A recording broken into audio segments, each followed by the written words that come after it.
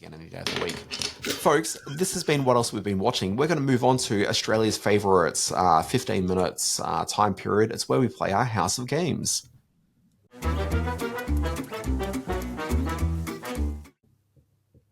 All right, Simon, please, let's dive into the first one, which I believe is the birthday quiz. No, not happy birthday. No, not that. Please, no, not happy birthday.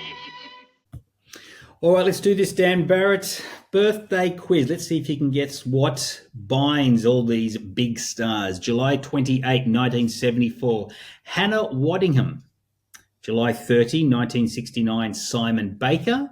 July 30, 1964, the lovely and talented Vivica A. Fox. And August 1, 1979, the lovely and talented Jason Momoa. Now, what on earth could these four very diverse individuals have in common? So I know... This is a tough one. Look, I know pretty much nothing about any of these people, okay, except there's one fact that I can definitely tease out of this, which in retrospect, I think may actually be what binds all these people. Just running through the list again, it's Hannah Waddingham, we've got Simon Baker, Vivica A. Fox, and Jason Momoa. As every Australian, every patriot knows, Simon Baker used to be going by a different name here in Australia. He used to go by the name of Simon Baker Denny. He did indeed, yes. And I think that you'll find, if you go through the Wikipedia entries of each of these fine actors, each of them had the surname Denny. So, Hannah Waddingham Denny, Simon Baker Denny, Vivica A. Fox Denny, and Jason Momoa Denny, I believe is the answer you're looking for. You know, you're very close. You can't believe how close you are. I gave you a clue prior to our recording of the podcast about 7 hours ago that you would get this if you have some insight into my favourite things in the world. My friend, these are all linked by the game of soccer or football, as it's referred to around the world. Here's the thing, Simon. You're like, you have to get into my brain. Like, I'm not going to do any sort of Clarice Starling like nonsense here. I'm not going to spend time with you down in a cell. We're not going to bother with any of that. Well, then you won't know that this is all about soccer. Now, obviously, the entry point here is Hannah Waddingham, who plays a key role in the Ted Lasso TV series. All about soccer. We call it football. Sure. Other people call it soccer. Vivica A. Fox, she starred in a 2015 movie called Golden Shoes about a young boy who wants to join his the local youth soccer league and make his dreams come true. Simon Baker played alongside the likes of Michael Sheen, Gordon Ramsay, Mike Myers, Woody Harrelson in Soccer Aid 2010, which was made into a comedy short.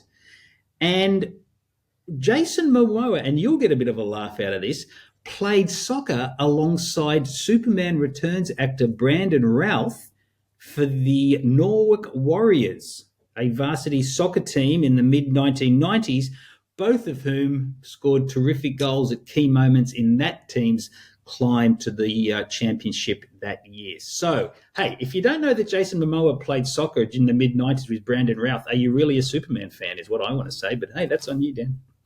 Yeah, look, I mean, you promised that to be something I'd find funny, but, I guess that's where we're at. Simon Foster, let's move on to our other game of the week. It is This Week in History.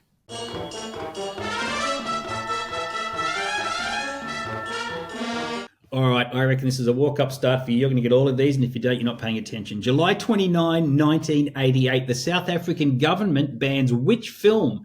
The latest from Oscar-winning filmmaker Sir Richard Attenborough. I'm going to have to pass on this one, I'm afraid.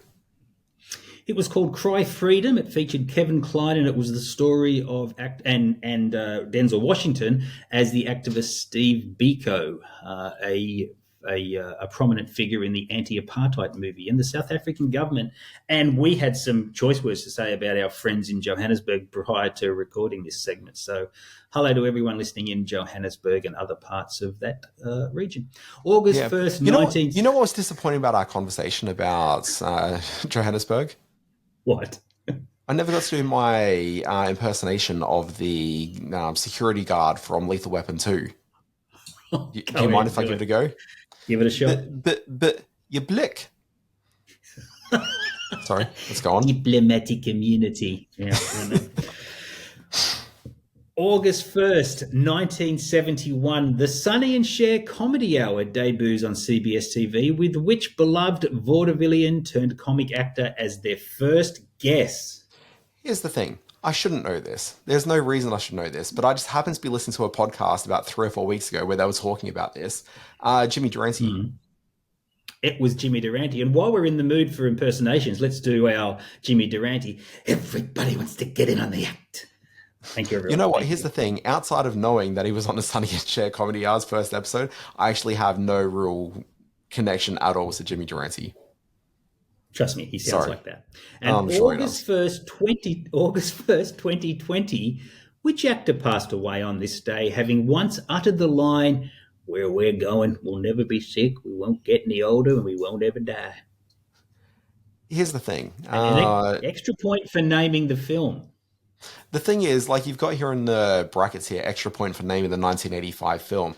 I don't think I could have done it from the quote itself, but knowing that this actor died a couple of years ago, and I would have thought probably around 2020, okay, and knowing that it was in a 1985 film, I can say we're talking about the movie Cocoon, starring one Wilford Brimley. Correct. You're a genius. I would like to think that my impersonation of Mr. Brimley may have helped in you getting that answer. It has been the impersonation quiz segment that we didn't know we needed this week in history, which brings us to the end of our podcast. I've got a question, Simon. Have you yet passed the Brimley line? The Brimley line? What do you mean? Okay, the Brimley line, and sorry, let me just quickly bring up Brimley line. So some people on Twitter a number of years ago, there's a Twitter feed, an X feed, I guess, which says that Wilford Brimley, when Cocoon was in cinemas, on June 21st, 1985, Wilford Brimley was 18,530 days old, which say that it was 50 years, 9 months, and 6 days. So you pass the Brimley Cocoon line once you pass 18,530 days of life. Well, yes, I think I have passed that. Yeah. That's rattled me a little bit. I didn't know I was... So you're older than Wilford Brimley was in Cocoon.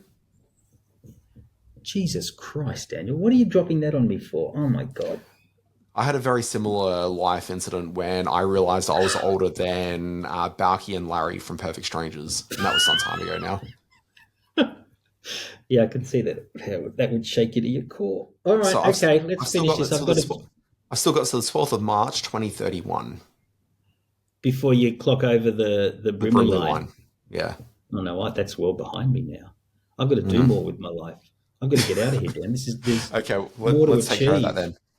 Folks, this has been Screen Watching. My name is Dan Barrett. You can find me over at alwaysbewatching.com. It's a it's a daily newsletter with the big news in TV, streaming, and movies, as long as they're streaming movies, I guess. There's also the weekly TV guide. It's called Always Be Streaming, and it's kind of your guide to the new and returning shows that came back during the week.